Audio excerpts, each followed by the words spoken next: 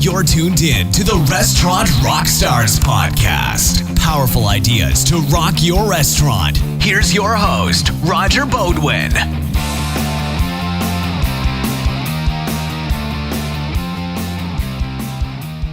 Welcome to the Restaurant Rockstars podcast, engaging topics that help restaurants build their brands, rock their profits, and deliver amazing guest experiences. Thanks again, listeners, for tuning in.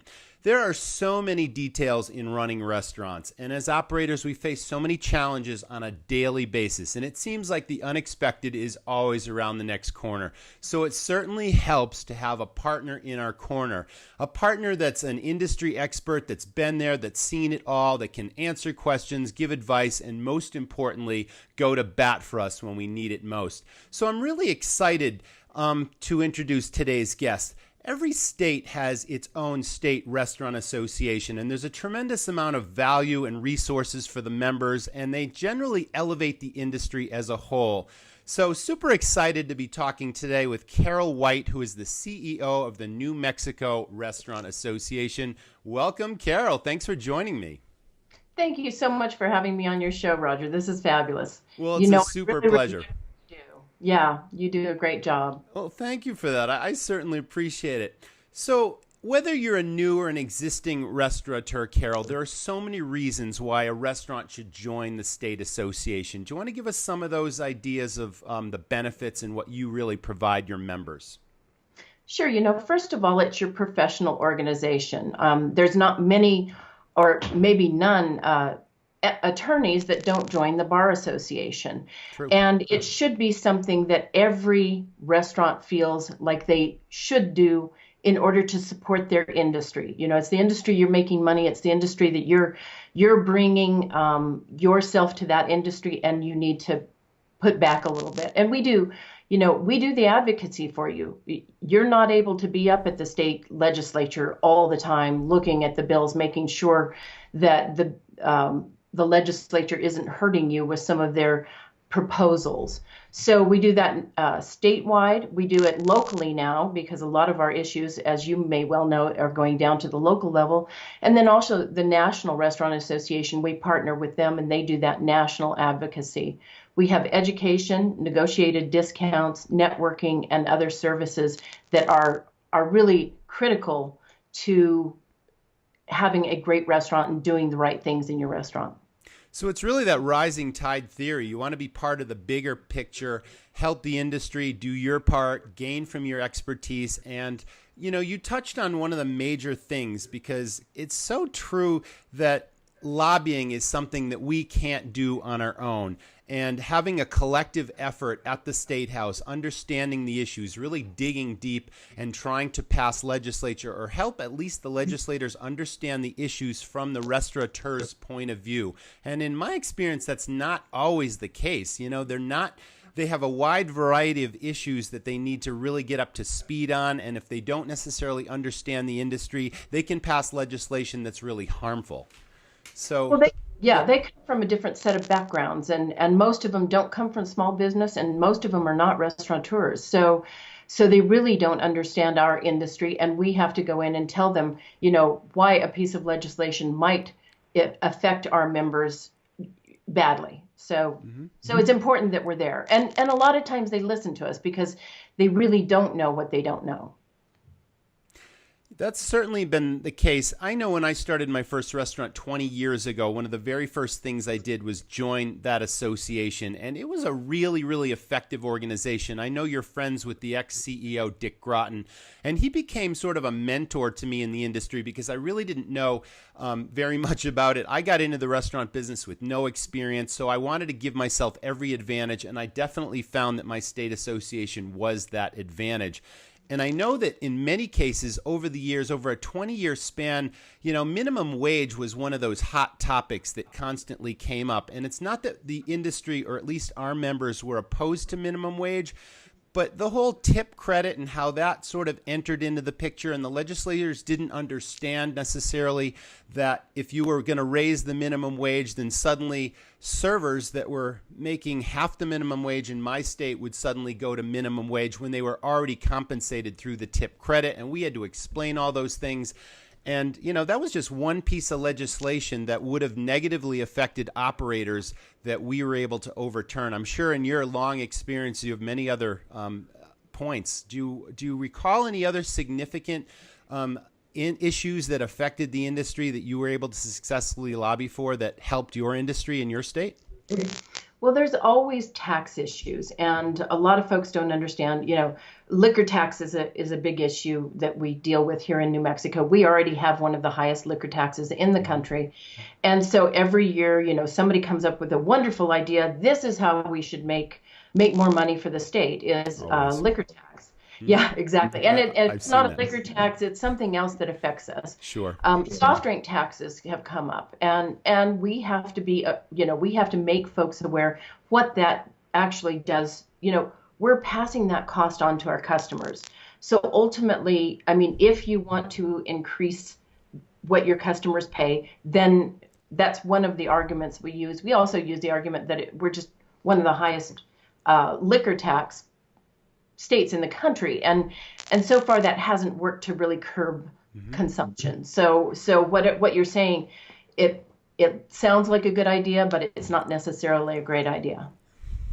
So those tax issues really get us, and of course the minimum wages. That's spreading now. All of a sudden we're talking $15, and it's, that used to be the number we used in committee to say, well, someday it'll be $15 or $30 an hour. And we probably never should have said that because it gave them an idea, Well, that was a really contentious issue.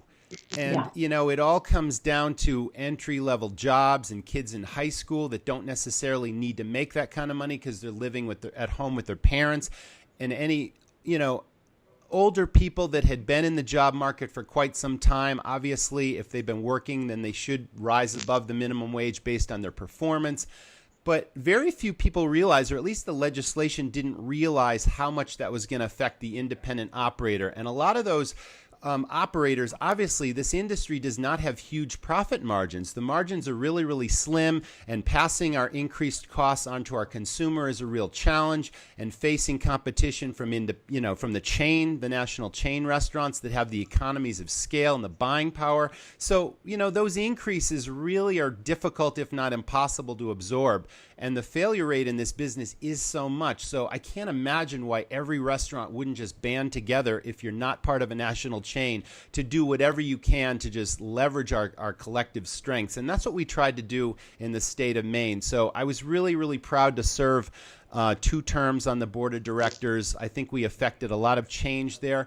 But one of the greatest things, Carol, was really getting the opportunity to go to the Statehouse on several occasions and actually speak out as a member restaurant and literally speak about our individual collective experiences and what we were experiencing in our restaurant and how that legislation was going to affect us. And I'm sure you give your members the same opportunities. So it's not just the experts, you and your staff that are going to bat, but it's everyone banding together to say, hey, this is what it's going to do to us. And that is just one of the biggest advantages to belong. Well, and I come from the same background you do. So I started my first restaurant when I was 21, and I had restaurants for about 20 years, and they were all independent restaurants. So and that's how I got involved with my state restaurant association in the first place. I am now the paid executive, but prior to that, I was a member of the restaurant association, and I found it invaluable. Beyond the advocacy, the education, we've got Serve Safe, we've got alcohol server education, customer service education. I'm proud to say that Rogers Restaurant Rockstars is part of our education offering. Thank you. We have negotiated discounts for our members, and I think that's important too. Between our work comp insurance and even we give our members discounts on Serve Safe.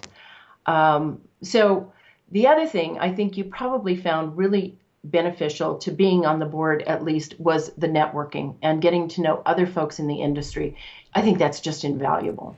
That's that rising tide thing again, because some of the people who had been in the business a long, long time that served on the board that had successful restaurants, And I got involved later in my career, so I definitely had the benefit of experience. But we served as mentors and consultants to those restaurants that needed extra help. We went into those restaurants and we helped them, elevate their business, change their service, work on their finances and their numbers. Because again, the numbers are really, really critical in the restaurant business. The margins are so slim. And it's a really, really challenging business in that most of the restaurants I've worked with are so close to their operations. They don't have time to take a step back and look at the big picture because it's really put out the daily fires and, be reactive, not proactive. And we really tried to change that mindset and get a fresh perspective and let every owner operator take that fresh perspective toward their business and do a lot of training. So that was another huge benefit of belonging. And I certainly had that benefit when I first joined, and I had very little experience. So I definitely reached out to my association quite a bit in the beginning. Asked lots of questions, even legal questions, because there are precedents that have been set. You've dealt with many similar issues that other restaurants have been challenged with before, and you can just ask those questions, and then there's suddenly the solution when otherwise you'd struggle with it. But there are just so many reasons, and I'm really glad that you took a chance to share your story about starting your own restaurant, and that tells it all. You've got so much experience in running your own properties, and now you're in such a great position to help others. So I love that story. Thank you. What are some of the other projects that you're working on right now in your state to support your members, Carol? Well, we have a fabulous program in high schools called ProStart, and that is mostly national. I mean, most state restaurant associations run a ProStart program. Mm-hmm. Of 112 high schools in New Mexico, we have 53 schools that are doing the ProStart program. I feel fabulous about that. And of course, we're always looking for new schools. But, we are in a workforce crunch right now. And getting folks to come to our restaurants and feel like that is a viable profession for them going forward. We get these kids as high school juniors and seniors. They're fabulous. They put out just incredible management programs as well as culinary dishes and things. So I'm real proud of that. And I think it's going to get people funneled into our industry early on. And if they can do this, they can get through school pretty quickly with all of their internship hours. So I'm real proud of that. I think it's really going to help us going forward in the nation to get these folks in our industry. And then we have a fabulous work comp program that helps our members with insurance. And the advantage there, and not every state has this, but the advantage there is that we're running the work comp program. So we're watching the fraud. We're making sure that we're paying only the true claims and making sure that the claims that are fraudulent are not being paid. So there's a huge advantage in that. And, and then of course we have all sorts of education programs, networking, get-togethers and events. So, every association is just a little bit different, but it is important that everybody belong. You've raised several really relevant ideas here. We talked about Serve Safe, and that is so critical in training our staffs in all safe food handling practices. And I know many states have adopted that certified food safety manager that needs to be in every establishment. And Serve Safe is really the heart of that. So if you're a new operator just starting out, you're going to be hearing about Serve Safe real soon. And it's just critical that we always stay on top of those safe practices. And your state association can definitely help you there. And then alcohol service training as well, right, Carol? I mean, you probably sponsor those programs several times a year because safe serving of alcohol is critically important, not only to protecting the public and our staff, but for liability reasons in restaurants, all those things. And then you even mentioned member discounts. You probably have a whole series of resources that you offer specific discounts by being a member. Credit card processing comes to mind as being one of the biggest. And let's face it, you can spend quite a bit of money on your transaction fees if you're not shopping these around. And let's face it, the association is doing that homework for you, and they're getting a reputable company that is literally giving you best rates. Do you have that program in New Mexico? We do. We have a great credit card program.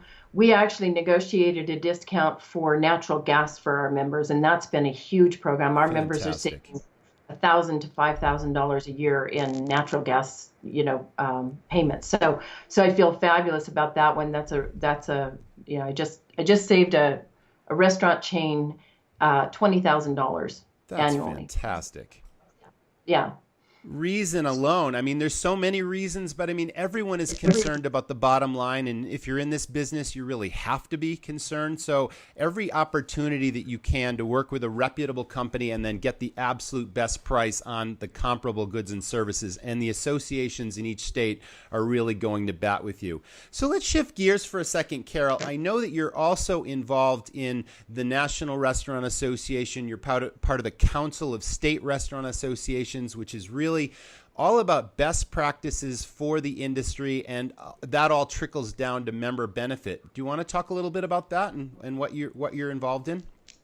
Well, just like any professional organization, our professional organization is the Council of State Restaurant Associations. I would say 100% of the state restaurant associations belong. Mm-hmm. We meet twice a year, once around membership and marketing, and then the second time in the fall, we meet around advocacy, because things that are happening in California are eventually going to happen in New Mexico. We know that. And so if we can hear from those folks in California what they're dealing with today, we can get the advantage of how they're dealing with it and some of their wins. So we do this annually. It's terribly important for all state associations to go to these, because it's your professional organization. You get the professional development you need, and you get the camaraderie with others. I can pick up the phone anytime and call any state restaurant association and know that they're going to be there for me. That's fantastic. You touched on ProStart a minute ago, and I'm a big supporter of ProStart as well. And I can't think of any other topic that is more inspiring than to watch some of these kids and the culinary expertise that they've already developed at such a young age, and the mentors that they have. Really, really great chefs with successful restaurants. The National Association really puts an emphasis on ProStart. So I'm really pleased to hear that you've got 53 schools plus that are involved here, and you're contributing a great amount to that future labor force. And that's the future of our industry. And these kids are professional right out of the gate when they're taking their first jobs. They take it seriously. And that is such a counter to the high, nature of turnover in the restaurant business that most of us experience. And getting that, what I call the dream team staff, is really a goal of each restaurant. So that's definitely an advantage if you can find these kids. And now the NRA is putting a little bit more focus on the hospitality and the management side for those kids that are interested in becoming managers and possibly restaurant owners. And that sort of rounds out the culinary program. So what a huge benefit. Everyone has heard the statistics, and perhaps you're a little bit more up to speed on it, but young people, the restaurant industry contributes a huge amount to our nation's economy. It's in the billions of dollars that it adds to the economy. And most of us, right? We all started out in restaurants at some point. We all had a restaurant job. You went on to own restaurants, as did I. Little did I know when I was a dishwasher in a country club when I was in high school that I'd end up owning my own restaurants, because certainly that was not my career path. But do you have a sense of, how many young people get involved in this business and actually make it their career because it was literally their first job, and that, this business can take you anywhere? We as a culture and a society put so much emphasis on the importance of college degrees, but this is one industry where you can literally rise to the top without a college education, simply because it's such a hands-on, learn as you go along mentorship business. Do you want to elaborate a little on that or add to that topic?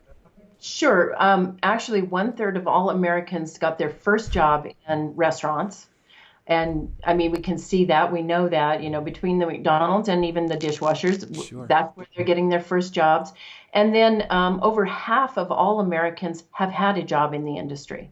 So, and if you ask most people, I'm going to say 80% of the people out there say they had a great experience, even if it was a dishwasher experience or counter service at McDonald's. They learned a lot. They learned a lot about service. They learned a lot about business. They just learned from those experiences. So we go back to that, and I don't necessarily want to take up the minimum wage again, but I really do want to keep those folks coming into our industry at that level. For sure. Now, and then going back to ProStart, the ProStart program is so fabulous. They've had a restaurant management portion. The culinary portion is just that's the jazzy, sexy thing. Of course. Right? Right. But the restaurant management, they have these teams put together a restaurant concept from soup to nuts. I mean, they're going from the entire floor plan to the menu and menu pricing and all of these things. Very rigorous learning in that. And a couple of folks have actually opened restaurants from these restaurant concepts. So and that's from high school students. So I would say connect with a ProStart school if you can. Very important, because then you get those kids that have the interest that are going on in our industry. For sure. We connect them with scholarships so that they can go to a 2-year or 4-year school after. It's really to keep them in the industry is to keep them at one of your restaurants, making sure that they're staying for the long term. And I think this is a fabulous industry. You and I are both we're the epitome of what can happen in restaurants. Started my restaurant at 21. I'm now, the CEO of a 1,100 member organization. You're working on your programs. I think it's fabulous what you can do in this industry, and it's never ending. Oh, the other statistic I want to say, because it's a new statistic, is that half of all restaurants are now owned by women. That's awesome too. Terrific. Isn't that fabulous? Yeah. I'm passionate about this, as you are as well. And just talking about getting involved with ProStart, and that's finding a resource where you can literally take some of these professionals into your operations and what they're going to do for you. But I'd like to give advice to any operator or any of your members that are listening, Carol, and that's really about the importance of developing your team. I mean, I mentioned how transient this is, and a lot of restaurateurs have that experience of, somebody comes in and they last a couple of weeks and then they go, and then you got to replace them, and that just costs you time and money, and it affects morale. But if you really put a focus on developing and training and elevating your entire staff, your turnover will actually decrease dramatically, and who knows where some of these young people that get into your business will end up. And I can speak from experience. When I first opened my restaurant, again, with no restaurant experience, and this was 22 years ago, I had a 15-year-old dishwasher that started out with me. And he literally rose through my organization, and I mentored him and I trained him in business because someday he wanted to own his own business. He didn't know he wanted to be in the restaurant business, but he became my longest standing employee. I think he was with me for like 19 years, starting off as a 15-year dishwasher. And he opened his own restaurant. He purchased an existing restaurant that was for sale. He owned and operated it for 5 years. He elevated the concept, transformed it, and then he just sold it last year. And now he's moving on to another property. And again, he started out as a 15-year-old dishwasher, and I could see something special in him, and he took an interest in what I was doing. So I, throughout that 18 years that he was with me, I tried to mentor him in all the aspects of running the business, because it's more than just putting out pretty food. It is a business. It's all about numbers. It's all about financial controls. It's all about, recognizing and rewarding your staff and giving your guests the best experience. And he was able to do the very same thing. So this opportunity is available to any of us. If you find somebody special in your operation, nurture them, give them the benefit of your experience, and encourage them, because they can take it all the way. And I know there's lots of success stories in the industry. Celebrity chefs started out in very similar positions, and now they're like rock stars in the industry. So you can literally take it anywhere, but there's just so much satisfaction that comes from watching someone come in as a young person and not having any direction. You give them a little bit of inspiration, and then they take it all the way, and then ultimately they get involved, either as a chef or an esteemed manager, or even owning their own place. So I'm sure you have stories like that as well, but I can't ever forget that story, and I'm just pleased that it worked out the way it did.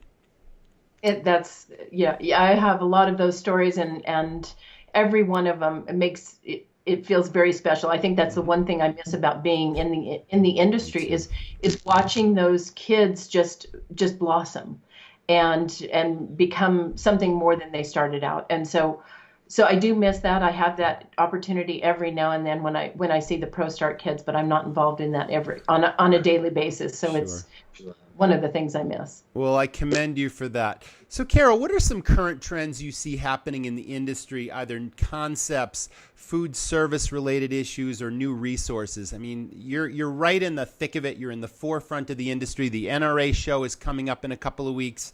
I'm always excited to attend that just to stay up to speed on all the new technology and all the new, everything is just revolutionizing the industry, and things are so much different than when I owned my operations just 2 years ago. So what do you see being really emergent trends or really significant things affecting your members right now that they should open their eyes to? Well, I think we got a real problem with the EMV. Being able to take the chip cards.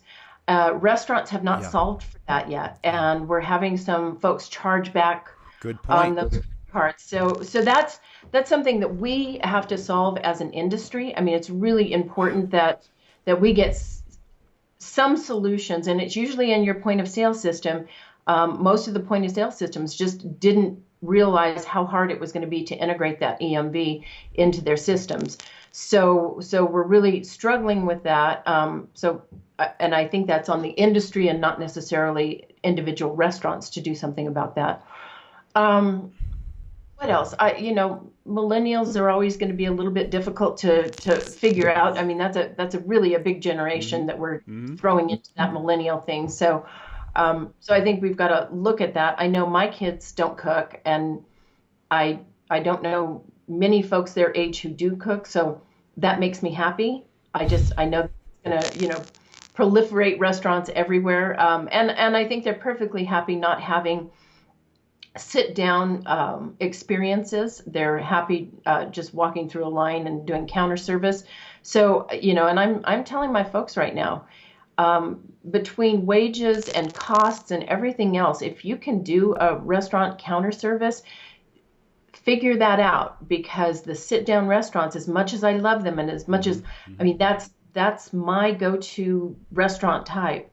I don't think the millennials really care about that much. That's a really good point. I mean, it's a whole cultural shift. That's another topic we've been talking about lately with some of my affiliate partners. But years ago, generations ago, it was really all about hospitality and service. And we ask ourselves today, what happened to the service in a service business? You'd walk into a restaurant and there'd be a maitre d' that would greet you, and they would treat you like you were the most important customer in the place. They'd seat you at your favorite table. It was all about relationships, and that whole thing is shifted. And I eat out across the country quite often, and I'm sure you do too, and that whole service philosophy has sort of taken a back seat, and I'm talking about when you drive into a gas station and they'd wash your windows and fill your tires with air while they were pumping your gas. It's like that was a mentality, the 50s and 60s, and now the millennial generation is all part of that, and they don't necessarily care, and it's really shifting things. And I'd really like to see a whole shift back to that word hospitality, I would too, but I think things have just become that much more casual. I think our children just want the casual piece, and they don't care, and I think it all started when somebody started kneeling down at your table to take your order. That was like the end of the beginning, or the beginning of the I see that too. Oh, well. So, and it's and bringing your check out before you were actually ready for it, and all of those other things that we think about because we know what great service looks like. Right. But our kids don't know that, and they don't care about it. And so, and it has to do with cost as well. Yes, at everything some point, seems to. Yes. What advice, Carol, can you give new operators or chefs or just people who want to start their own restaurant? Can you give any advice for someone just starting out? I always tell my folks, call me first before you start it. And I leave that open to anybody. Call me, because there are things you're probably not thinking about. But get as much experience as you can. And one of my things is systems. Definitely. If you don't have systems, if you don't know systems, then get the systems. And some of that means that you may have to go work for a chain restaurant to figure out what systems you even need. And it's very important. And I had a great experience when I was first in the restaurant industry. There was a Village Inn across the street from me, and I didn't know how to take inventory. I knew I needed to do it. I knew there was a reason to do it, but I didn't know how. I went to them and they said, "Oh, let me show you. This is how we do it." And so people are very gracious in this industry. They get into it because they are hospitable. And just ask folks. They'll help you out. If you don't have a system, Roger's system for service is fabulous. And it's almost so important that everybody grabs a hold of these systems, because you have to get yourself out of the everyday putting out fires. You are the one who has to see the big picture. You're the one who is driving the vision. And if you can't do that, if you're fighting a fire, and sometimes literally, but if you're doing that, then you're not out there having the vision and training the way you need to train, et cetera. So systems is the one thing that I would say, get that into place if you don't already have it. Thanks for bringing that up. That has certainly been my experience, because it was the systems that really enabled me to succeed when I didn't necessarily have the experience. And I mentioned earlier in this call, I do work with quite a few restaurants, and I always ask this question, what business are you in and what are your products? And that sounds like a trick question, but it's really a paradigm shift. And as you can imagine, the answer that I always get is, well, I'm a restaurateur or a manager and I sell food and beverages. And I tell them, well, no, it's like when I was running restaurants, I was not in the business of running a restaurant. I was in the business of running a business, and there's a huge difference. And it really was about the systems and the controls that allow you to succeed. But even more so, it was about that word, that concept of an exit strategy. And that means different things to different people. And I know you're out of restaurants now, as am I. I sold my properties. So what you want to do is build so much value into your business that it becomes so valuable to someone else to either purchase it from you, like my experience, or it just gives you that big picture where you can actually now be a customer in your restaurant and watch all those systems run your business for you. And you can not micromanage all those thousands of details, because you've empowered your staff to be what I call intrapreneurs within your business. So that means you've trained them so well that they take a vested interest to run your property for you as if you weren't even there. And that is the whole difference between spinning your wheels and working 7 days a week and not feeling like you're getting ahead, and putting these systems in place that can increase your sales and profits so that you can take a step back and manage your people and develop your people. And, if you want to build an empire and just keep opening more and more operations, or even franchise your business, the systems will allow you to do it. So exit strategy is a lot of different things, but it all starts with systems and building value into your operation. So thanks for bringing that up. That's a really great topic. So Carol, you've been a wealth of knowledge and information today, and I really appreciate your being a guest on the show. Thank you so much for joining me. Thank you so much for asking me, and Roger, good luck to you. Well, I certainly appreciate it, and I'll be talking to you again soon, Carol. So that's another Rock Your Restaurant podcast. Thank you, listeners, for hanging with us today and tuning in every time. We got a lot on associations and why you should be a member. So thanks again to Carol, and I'll see you next time. Thanks for listening to the Restaurant Rockstars podcast. For lots of great resources, head over to restaurantrockstars.com. And while you're there, download a copy of the book, Rock Your Restaurant. It's a game changer. See you next time.